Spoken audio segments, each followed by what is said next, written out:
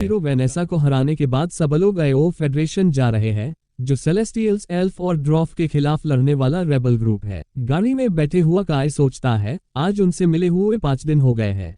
हम कुछ वक्त पीछे जाते हैं, जहां सब लोग गवर्नमेंट पैलेस की साफ सफाई करते हैं। तभी रीने काय को बोली, डीमंस की स्मेल आ रही है। काय और रीने स्मेल का पीछा करते हुए पैलेस के अंदर पहुंचते हैं। रीने बोली, स्मेल गायब हो गई। रीने चिल्ला के बोली, अरे नहीं, ये एक जाल है। तभी एक डेमन बैरियर पूरे पैलेस को कवर कर लेता है। तभी वहां पर एक डेमन आकर बोली, तो वो तुम हो जिसने मेरी बहन वेनेसा को हराया। वो डेमन काय पर हमला करती है, जो काय कोड होल्डर से काट देता है। तभी डेमन काय के पीछे आकर काय को पकड़ने वाली होती है। तभी रीने उसका हाथ पकड़कर बोली, मैं तुम्हें काय को हाथ लगाने नहीं दूंगी, ऐसा बोल के दूर फेंक देती है। वो डेमन खुद को संभाल कर बोलती है, मैं तो बस तुमसे मिलने आई हूँ, मेरा नाम हाइमारन है। मुझे खबर मिली कि एक पिद्दी से इंसान ने मेरे बहन को मारा, लगता है ये चमत्कार है। अगर मैं रॉयल कैपिटल में होती तो तुम्हारा जितना मुश्किल होता। काय बोला, तो तुम बदला लेने आए हो।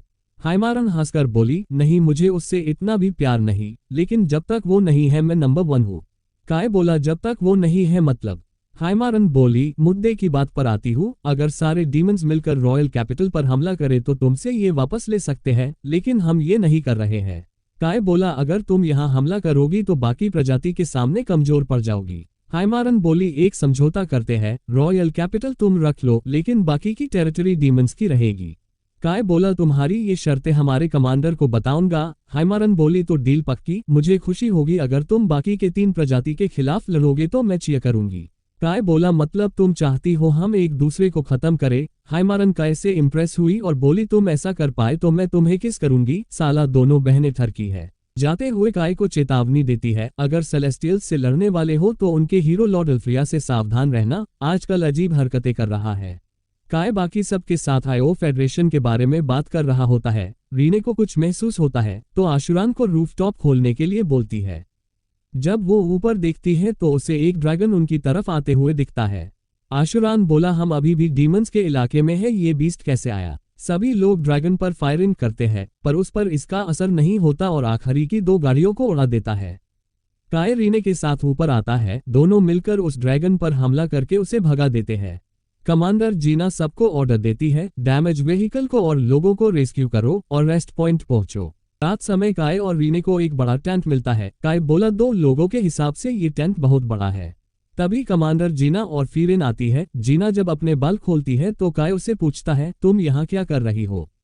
जीना बोली, ये टेंट कमांडिंग ऑफिसर का है और तुम दोनों मेरे बॉडीगार्ड हो, इसलिए हम इसी टेंट में रहेंगे। फिरेन काय को टेंट के बाहर बुलाकर बोलती है, मैं बाहर पहरेदारी करूंगी, तुम अंदर पहरेदारी करोगे। तुम अंदर रहोगे तो किसी को शक नहीं होगा कि कमांडर लड़की है। कमांडर अंदर कम कपड़े पहने रहेंगी तो कुछ उल्टी सीधी हरकत मत करना।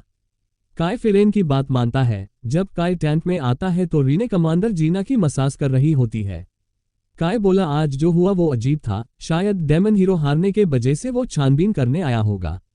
जीना काय को बोली, तुम चिंता मत करो, अगर मिथिकल बीस्ट रॉयल कैपिटल पर हमला करेंगे तो भी वो जीत नहीं पाएंगे। एक और बात, मैं नींद में हाथ पैर चलाती हूँ, अगर मैंने लात मारी तो मुझे माफ कर देना। काय सो नहीं पाता क्योंकि उसके एक साइड रीने थी और दूसरे साइड जीना। सुबह गाड़ी में जाते हुए आशुरान बोला, तुम रात भर जागे होंगे, तुम कमांडर जीना के बॉडीगार्ड जो हो। काय बोला, इसके बारे में बात ना करूं तो ही अच्छा है। सारी गाड़ियां आईओ फेडरेशन के बेस से कुछ दूरी पर रुकती है। सब लोग पैदल बेस की ओर चल के जाते हैं। वहां पर आईओ फेडरेशन की ओर से अच्छा स्वागत होता है। आईओ फेडरेशन का एडवाइजर आके एक कमांडर जीना को उनके काम के लिए कंग्रेचुलेट करता है। जीना बोली, बिना किसी देरी के मैं आपके कमांडर से मिलना चाहूंगा। तो एडवाइजर उन्हें लेके जाता है। एडवाइजर और फिरेन एक दूसरे को पहले से जानते हैं। रास्ते में जाते हुए एडवाइजर फिरेन से पूछते हैं, तुम हमारे कमांडर के बारे में क्या जानती हो, बताओगी?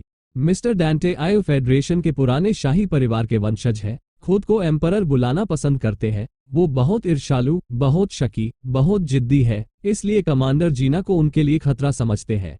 एडवाइजर जीना से बोला, मैं एम्परर का तो नहीं बता सकता, लेकिन हम सोल्जर आपके आने से खुश हैं। मैं उम्मीद करता हूँ कि आप थोड़ा एडजस्ट करेंगे। सब लोग एम्परर के ऑफिस के बाहर पहुंचते हैं। वहां पर एक लड़की खुद को इंट्रोड्यूस करती है, मैं हूँ असिस्टेंट कमांडर क्यूमिरे, आपको हमारे एम्परर से जो भी बात करनी है वो मेरे जरिए करनी होगी। वो उनको अंदर लेके आती है। एम्परर सार्कास्टिकली बोला, बड़े जल्दी आए, मुझे कहा गया था तुम आज सुबह आओगे, जानबूझकर देरी की ना। जीना जो हुआ उसे एक्सप्लेन करने लगती है। तो एम्प्रर बोला मुझे इन बहानों से कोई मतलब नहीं, ये बताओ तुम यहाँ क्यों आए हो। जीना कंफ्यूज हो जाती है। एम्प्रर बोला तुम्हें बुलाने का फैसला मुझे पूछे बगैर लिया गया है। जीना उसे बोली खुद को एम्प्रर बुलाने से लोगों में तुम्हारे प्रति आदर नहीं बढ़ेगा, इसके लिए उनके लिए कुछ करना पड़ता है। हम जब सेलेस्टियल्स को हरा के आयो फेडरेशन वापस लेंगे तब यहाँ कौन क्या करेगा इसका फैसला यहाँ के लोग करेंगे। अगर आपको इज्जत चाहिए तो उसे कमाना होगा। दूसरी मीटिंग में एडवाइजर सेलेस्टियल्स के इलाके के बारे में इंफॉर्मेशन शेयर करते हुए बताता है सेलेस्टियल्स के ये इलाके उनके अलग अलग जाति के हैं और हम नहीं जानते उनका हीरो कहाँ होगा और इन इलाकों के रास्ते हमें मालूम नहीं। जीना बोली इस सर्च को मैं लीड करूंगा और एम्प्रर से बोली मुझे आपके काबिल सोल्जर चाहिए इस काम के लिए। एम्प्रर बोला ये बेवकूफ़ी है जो तुम मिशन पर जा रहे हो। जीना बोली मैं उनके लिए जान की बाजी लगा रहा हूँ, जो अपनी जान की बाजी लगा के लड़ रहे हैं। इस बात से एम्प्रर की बहुत जलती है और सारे सोल्जर जीना से इम्प्रेस होते हैं। दूसरे दिन जीना कुछ सोल्जर को लेके सर्च के लिए एल्वन फॉरेस्ट जाती है। इधर असिस्टेंट कमांडर क्यूमिरे एम्प्रर की जलन और ईर्ष्या का फायदा उठा के जीना के खिलाफ भड़काती है। दूसरे दिन जीना एक स्ट्रैटेजी मीटिंग बुलाती है, उसमें वो बताती है कि उन्होंने एल्वन पेट्रोलिंग रूट्स ढूंढ लिए हैं। मीटिंग खत्म होने के बाद रीने काय के पास आकर असिस्टेंट कमांडर के बारे में पूछती है। उसे क्यूमिरे पर डाउट होता है क्योंकि एम्प्रर भी मीटिंग में नहीं होता। दूसरी तरफ एम्प्रर जीना पर गुस्सा कर रहा होता है, तभी क्यूमिरे उसे कुछ बड़ा करने के लिए बोलकर एक प्लान उसे देती है। आगे बोली अगर ये कर पाए तो आपकी पोजीशन सोल्जर के नज़र में स्ट्रांग हो जाएगी। ये प्लान एम्प्रर एडवाइजर को बताता है। वो इससे मना करना चाहता था लेकिन एम्प्रर के हाई अथॉरिटी के वजह से उसे मानना पड़ता है और मिशन पर उर्सा आर्मी को बताए बगैर जाते हैं। जब दूसरी मीटिंग होने वाली होती है तब रीने काय से बोलती है मैं कंफर्म नहीं बोल सकती लेकिन मुझे ऐसा लगता है क्यूमिरे इंसान नहीं है। ये सुनकर सब लोग चौंक जाते हैं। दूसरी तरफ जिस टीम को एम्प्रर ने लीड किया था उनके साथ वो भी गायब हो गया था। पीछे सिर्फ उनके हथियार बचे थे। हम सेलेस्टियल के हीरो का पैलेस देखते हैं। एल्फ्रे बोला ये दुनिया सिर्फ एंजल्स की है, यहाँ पर किसी की जरूरत नहीं है, ना एल्फ, ड्रोफ, ना फेरिस। एल्फ की एल्डर बोली कैसी बेहकी बातें कर रहे हो आप, और ये आपके पीछे कौन राक्षस है। अल्फ्रेया बोला तुम्हें जानने की जरूरत नहीं। इस celestial hero lord of heaven Elfreya का दिमाग घूम चुका है। उसने एंजल्स को छोड़ के सबको नीच समझा, इसलिए एल्फ एल्डर को कैद कर लिया। लेकिन किसी तरह एल्डर एल्फ लीडर रीरेन को पैलेस से बाहर निकाल देती है। उसकी आंखें खुलती है तो वो एक झोपड़ी जैसी जगह पर होती है। कमांडर जीना और उसके साथी एम्प्रर डांटे को ढूंढने एल्वन फॉरेस्ट आए हैं। उन्हें एक जगह पर वेपन्स मिलते हैं। फीरेन बोली ये आयो रेबल आर्मी के हैं। जीना वहां पर लगे जाल को देखकर बोली वो लोग इस जाल में फंसे। काय बोला असली जाल ऊपर की तरफ है। जीना बोली सूरज की धूप पे ये दिखाई नहीं देता। रीने काय से बोली मुझे एल्फ की स्मेल आ रही है। सब लोग उसका पीछा करते हुए एक जगह पर पहुंचते हैं। वहां पर से वो लोग एक जगह पर टेलीपोर्ट होते हैं। काय बोला ये एक गेट है, टेलीपोर्ट करने के लिए सेलेस्टियल्स इसका इस्तेमाल करते हैं। तभी वहां पर एक फेरी बटरफ्लाई का पीछा करते हुए आती है। बटरफ्लाई को पकड़ने के चक्कर में वो आशुरान से टकरा जाती है। वो फेरी बोली मुझे आप में मैजिक फील नहीं हो रहा, आप कहां से हैं मिस्टर अल्फ। आशुरान बोला हम इंसान हैं। इंसान नाम सुनकर वो फेरी वहां से भागकर उनके ठिकाने पर आती है। वहां के गार्ड्स काय और बाकी सब पर हमला करने की तैयारी करते हैं। तभी उन्हें पीछे से रुकने का ऑर्डर आता है। वो क्यूमिरे होती है जो एल्फ स्पाई होती है।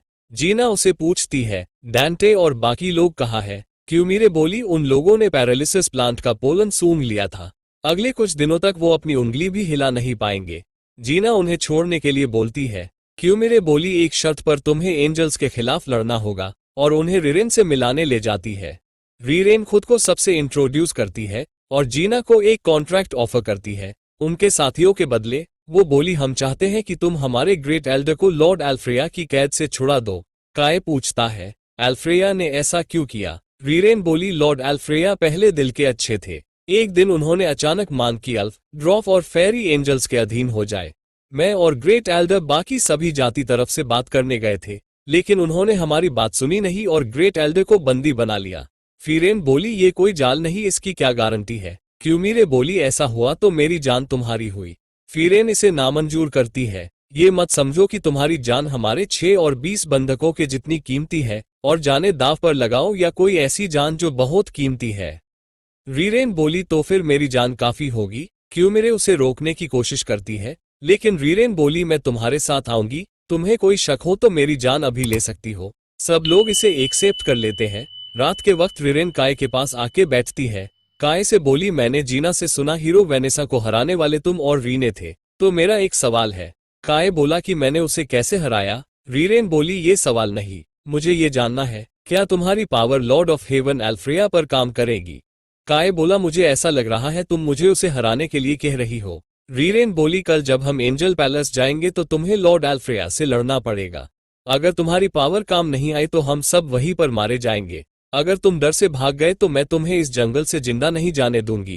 काय बोला, हाँ मैं ये सब जानता हूँ। दूसरे दिन सब एंजल पैलेस के लिए निकलते हैं। रीरेन गेट ओपन करके सबको एंजल पैलेस टेलीपोर्ट करती है। जब सब लोग पैलेस पहुंचते हैं तो वहां पर बहुत सारे एंजल्स मरे हुए होते हैं। रीरेन बोली, इसके पीछे किसका हाथ है। काय बोला, जो भी हो हमें इस मौके का फायदा उठाना चाहिए। काय की बात मान के रीरेन उन्हें अगले फ्लोर पर ले जाती है। फिरेन जीना से बोली, अगर एक एल्फ हमें गाइड नहीं करती तो पैलेस में घुसना मुश्किल होता। जीना बोली, इसके लिए डांटे का शुक्रिया अदा करना चाहिए। रीरेन उन्हें फिर से अगले फ्लोर पर लेके जाती है। वहां पर एक एंजल सब पर हमला करती है। सब लोग बच जाते हैं।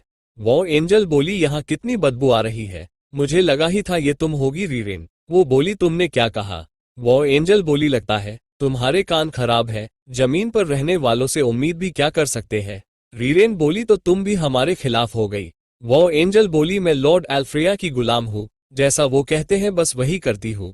रीरेन बोली, क्या तुमने ही बाहर के एंजल पर हमला किया था। वो एंजल बोली, वो बेईमान लोग थे जिनकी गलती की सजा खुद लॉर्ड एल्फ्रेया ने दी है। ऐसे ही एल्फ के एल्डर को मारा जाएगा। ये दिखाने के लिए तुम अल्फ, ड्राफ और फेरी हमारे सामने तुच्छ हो। इतना बोल के वो एंजल हमला करती है। काय गन फायर करके उसका हमला नाकाम करता है।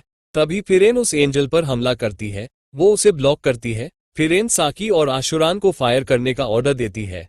वो एंजल बच जाती है। फिरेन बोली, इसे हम संभालेंगे, आप लोग आगे जाइए। वो एंजल बोली, अब क्या एक इंसान एंजल से लड़ेगा। फिरेन बोली, हाँ ये बहुत बार सुना है। काय और बाकी सब अगले फ्लोर पर पहुंचते हैं। वहां पर दूसरा एंजल उन पर ऊपर से हमला करता है, जिसे रीने रोककर बाकी सबको आगे जाने के लिए बोलती है।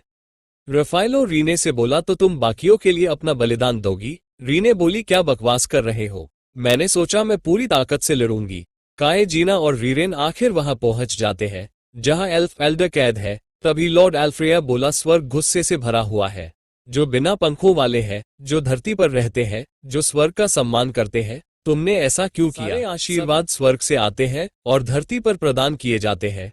ये डिवाइन प्रोविडेंस है। एक और बात, इस आशीर्वाद के हकदार सिर्फ एंजल्स हैं। दूसरी तरफ वो एंजल फिरेन पर हमला करती है। फिरेन हवा में कूदकर उसके हमले से बचते हुए उस पर हमला करती है, जिसे वो एंजल ब्लॉक करती है। वो एंजल बोली, ये मिथिकल बीस्ट की तलवार ग्रेट फैंग है ना, ये सुना है जब ये टकराती है तो इनकी पावर बढ़ जाती है। फिरेन बोली, लगता है तुम्हें इसके बारे में मालूम है। सेलेस्टियल ऐसे हथियार बनाने में माहिर है, तो खबर होगी ही।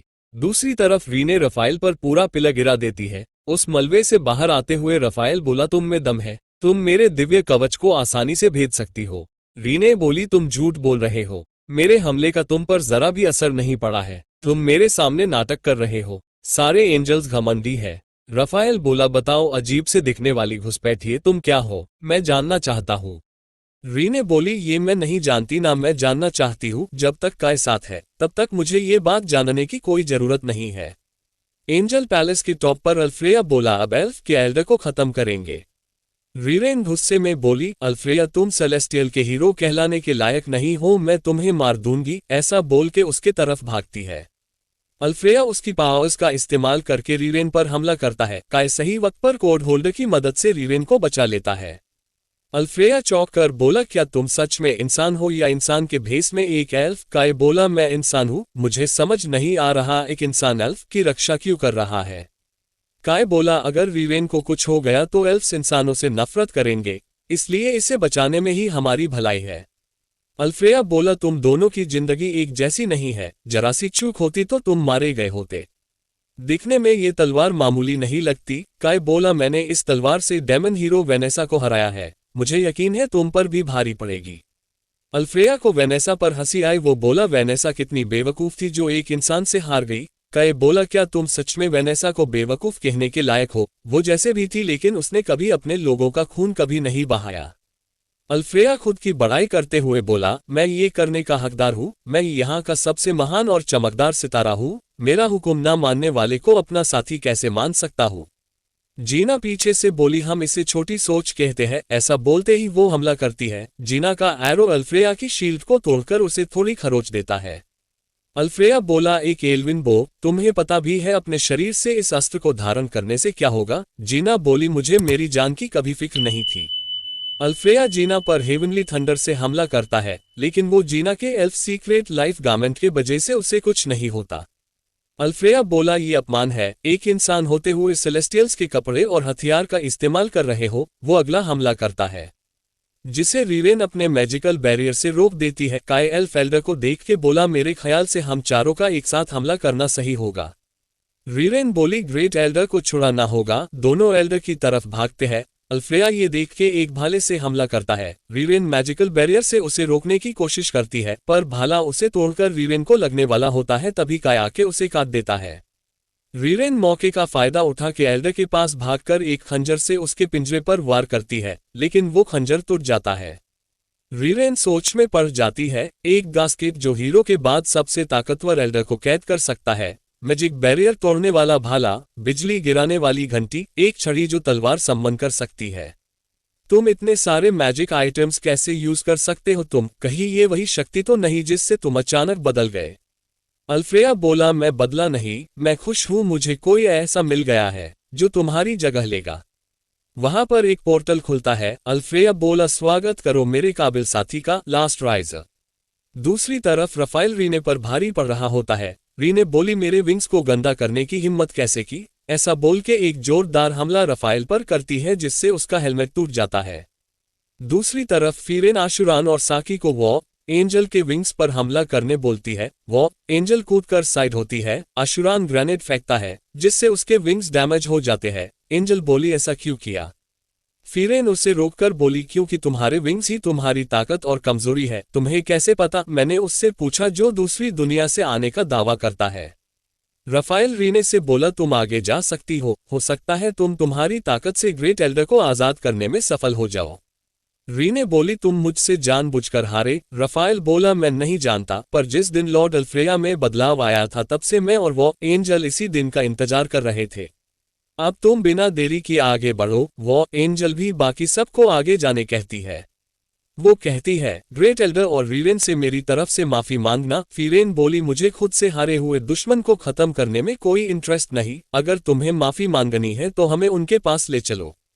अल्फ्रेया लास्ट राइजर को सबको खत्म करने बोलता है। वो आगे आके एक डिस्ट्रक्टिव वेव छोड़ती है, जिससे जीना हवा में उड़ जाती है। फिर भी हवा में किसी तरह खुद को संभाल कर लास्ट राइजर पर हमला किया, पर उसका कोई असर नहीं होता। हम देखते हैं जीना को रीने ने पकड़ा होता है। जीना बोली, मेरी जान बचाने के लिए शुक्रिया। फाइट खत्म होने के बाद मैं तुम दोनों से सब सच सुनना चाहती हूँ। काय अल्फ्रेया से बोला, इस वर्ल्ड रिइंकार्नेशन के पीछे तुम्हारा हाथ है क्या? अल्फ्रेया बोला, तुम ये क्या बोल रहे हो? काय बोला, तो तुम्हें नहीं पता क्या? तुम प्रोफेट सिड को जानते हो? ये नाम सुनते ही अल्फ्रेया को सिड के बारे में कुछ याद आने लगता है। तभी लास्ट राइजर उसे पकड़ता है और बोलता है, executing zero code, removing Alfreya code from this world, hero override initiating. इतना बोल के अल्फ्रेया को पोर्टल में भेज देती है। लास्ट राइजर भी वहां से चली जाती है। काय बोला, क्या ये लड़ाई यहाँ खत्म हो गई? तभी वहां पे एक बीम आती है, उसमें से अल्फ्रेया आता है। इस बार वो पूरी तरह से अलग था। वो बोला, मैं तुम्हारा अल्फ्रेया नहीं हूँ, मैं उसका अवतार हूँ। अब सेलेस्टियल्स के हीरो की मेमोरी को मेरे अंदर इनिशिएट किया जा रहा है। रीने बोली, अवतार ओवरराइड। ये सुनते ही काय को वो टाइम याद आता है जब वो इस दुनिया में आया था। अल्फ्रेया बोला, मैं सर्वशक्तिमान हूँ, स्वर्ग पर राज करने के मैं लायक हूँ, इसलिए बाकी जो कुछ भी है उसे मिटाना जरूरी है। अल्फ्रेया हमला करता है। रीने शील्ड बनाती है, पर हमला पावरफुल होने के वजह से शील्ड टूट जाती है और रीने बेहोश होती है। सब लोग उस धमाके में इधर उधर उड़ के गिरते हैं। रीरेन अल्फ्रेया को होश में आने के लिए कहती है, तभी अल्फ्रेया उस पर हमला करता है। रीरेन की कुछ शील्ड टूटती है और बाकी पर अल्फ्रेया तलवार से हमला करके तोड़ता है। जब वो रीरेन को मारने वाला होता है तभी काय आके उसे रोक देता है। अल्फ्रेया और काय में तलवारबाजी चल रही है। अल्फ्रेया काय को हरा नहीं पा रहा था, इसलिए वो अपनी तलवार को बड़ी बना लेता है। बड़ी तलवार के साथ अल्फ्रेया काय पर हमला करता है। काय कोड होल्डर की मदद से उसे डिफ्लेक्ट कर देता है और अल्फ्रेया के पास जाके उस पर हमला करता है। वो पीछे हट के बच जाता है। तलवार से काय को ना हरा पाने के वजह से अल्फ्रेया फ्रस्ट्रेशन में तलवार को पैलेस में घुसा देता है, जिससे पैलेस टूटने लगता है। रीरेन जीना से बोली मेरा साथ देना, हम अल्फ्रेया को हरा देंगे। काय अल्फ्रेया पर हमला करता है। अल्फ्रेया शील्ड बना के काय को रोकने की कोशिश करता है। काय हार नहीं मानता और वार करता रहता है, जिससे शील्ड टूट जाती है। अल्फ्रेया जख्मी हो जाता है। वो काय को गले से पकड़ के उठाता है। तभी पीछे से रीरेन और जीना अपने मैजिक और वेपन को मिला के लॉन्ग बाव ऑफ द फुल मून बनाते हैं। जीना अल्फ्रेया पे निशाना लगा के फायर करती है। अल्फ्रेया की आधी बॉडी डिस्ट्रॉय होती है। अल्फ्रेया पावर अप करने की कोशिश करता है। तभी काय उसके दुनिया की निंजा टेक्निक यूज करके पावरफुल पंच मारता है, जिससे अल्फ्रेया का खेल खत्म हो जाता है। आखिर में अल्फ्रेया को सारी चीजें याद आती है। वो अपने किए पर अफसोस जताता है। उसके हारने के वजह से एल्फ एल्डर आजाद हो जाती है। अल्फ्रेया काय से बोला मुझे कुछ याद है जो सिड ने कहा था, उसका वजूद होना चाहिए। काय बोला किस चीज के बारे में ऐसा कहा था? अल्फ्रेया बोला मुझे नहीं पता, पर वो बहुत परेशान था। जो कुछ भी हो रहा है उसका एक ही कारण है और वो है नफरत। शायद तुम ही हो जो इस नफरत को इस दुनिया से मिटा सकते हो। आखिर में अल्फ्रेया धूल बनके खत्म हो गया। सब लोग पैलेस से नीचे आते हैं। काय रफाइल से पूछता है अल्फ्रेया का बर्ताव कब से बदल गया, तुम्हें कुछ मालूम है क्या? रफाइल बोला जब से वो लास्ट राइजर दिखने लगा तब से हमारे लॉर्ड अपने साथी एंजल्स से दूर रहने लगे थे। रीने देखती है कि वो और सिड भाग रहे हैं। रीने गिरती है तो सिड उसे उठाकर भागता है। उनके पीछे लास्ट राइजर था। सिड बोला क्या इसके पीछे तुम्हारा हाथ है? तभी रीने अपने सपने से जाग जाती है। सामने काय को देख के उसे गले लग जाती है। रीने बोली मैंने एक बहुत बुरा सपना देखा। काय उसे दिलासा देता है। तभी जीना बोली अचानक आने के लिए माफ करना। रीने बोली तुम कब आई? जीना बोली मैं यही थी, तुम्हें तो बस काय दिखता है। मैंने कहा था ना, फाइट के बाद मैं सब कुछ जानना चाहूंगी। सब सच बताने के बाद काय बात छुपाने के लिए माफी मांगता है। जीना बोली तुमने पहले कहा होता तो मैं तुम्हें डीमंस का जासूस समझती, लेकिन तुमने जो हमारे लिए किया है उससे मुझे तुम पर भरोसा है। जीना का मूड चेंज होता है और रीने के विंग्स छूने की रिक्वेस्ट करती है। जब वो उसे छूती है तो रीने को गुदगुदी होती है। दूसरे दिन सेलेस्टियल्स और इंसानों में समझौता होता है कि कोई भी एक दूसरे के इलाके में अगले 1 साल के लिए जाएगा नहीं। साथ ही ड्रॉफ जीना को एक स्वॉर्ड और काय को उसकी न्यू बुलेट देते हैं गिफ्ट के तौर पर। एल्फ एल्डर जीना से पूछती है तुम अब किससे लड़ने वाली हो, स्पिरिट्स या बीस्ट से? जीना बोली हम क्या करने वाले हैं ये आपको नहीं बता सकते। एल्डर बोली उनके तरफ जाने वाला रास्ता हमारे जंगलों में से जाता है। मैं हमारे तरफ से एक नेविगेटर को तुम्हारे साथ भेजना चाहती हूँ।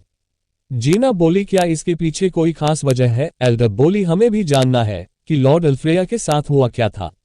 जब मैं याद करती हूँ तो 10 साल पहले हमारे इलाके में घुसने वाले एक घुसपैठिए को लॉर्ड अल्फ्रेया ने पकड़ा था। वो था mythical beast hero fang king राथी। सब लोग चौंक गए। रफाइल बोला मैंने भी देखा था उससे, वो दोनों उस वक्त वहां अकेले थे। दोनों ने कुछ घंटे बात की। उन्हें देख के मुझे ऐसे लगा वो कोई षड्यंत्र रच रहे हैं। कुछ देर बाद एक लास्ट राइजर हमारे लॉर्ड अल्फ्रेया को देख रही थी। जीना बोली अल्फ्रेया के साथ क्या हुआ जानने के लिए किसी को हमारे साथ भेजना चाहते हैं। रीरेन बोली इनके साथ आज जिसे भी भेजेंगी वो एक बंदी के जैसा होगा। अगर कुछ भी गड़बड़ होती है तो उसकी जान भी जा सकती है। आखिर कौन जाएगा इनके साथ? तभी एल्फ एल्डर बोली तुम जाओगी रीरेन? ये सुनकर रीरेन चौंक जाती है। वो बोली आप मुझे क्यों भेज रही है? एल्फ एल्डर बोली जब से तुम्हें ये इंसान काय मिला है तब से उसके आसपास रहती हो, हर वक्त तुम उससे चिपकी रहती हो। रीने बोली ये सही है, तुम हमेशा काय से चिपकी रहती हो, तुम मेरे काय के पीछे पड़ी हुई हो। रीरेन इन सब चीजों को मना करती है। काय से बोली तुम चुप क्यों हो, कुछ तो बोलो। काय बोला मुझे खुशी होगी अगर तुम साथ चलो तो। एल्फ एल्डर भी इस बात पर मान जाती है। दूसरे दिन जीना आई और रेबल आर्मी के एडवाइजर से बोली 1 साल के लिए सेलेस्टियल्स के साथ समझौता हुआ है, इसका क्या करना है ये मैं आप पर छोड़ता हूँ। जीना एम्परर को साथ देने के लिए शुक्रिया कहती है। एम्परर बोला इसका मतलब अर्सर और आयो और रेबल आर्मी साथ मिलकर काम नहीं कर सकी। अब तक तुमने जिस टैक्टिक्स से काम किया वो आगे काम नहीं आएंगे।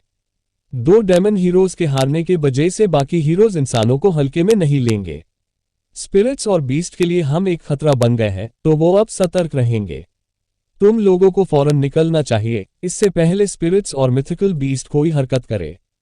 दूसरी तरफ एक वाटरफॉल के पास बीस्ट हीरो राथी और स्पिरिट हीरो रिक्यूगन क्योको मिलते हैं। बीस्ट हीरो राथी वेनेसा और अल्फ्रेया के साथ जो हुआ उसके लिए अफसोस जाता रही होती है। स्पिरिट हीरो क्योको बोली अपना ये नाटक करना बंद करो। राथी बोली तुम काफी समझदार हो जो तुम्हें हालात का अंदाजा लगाना आता है। इसी जगह इसी वक्त स्पिरिट जाति खत्म होगी।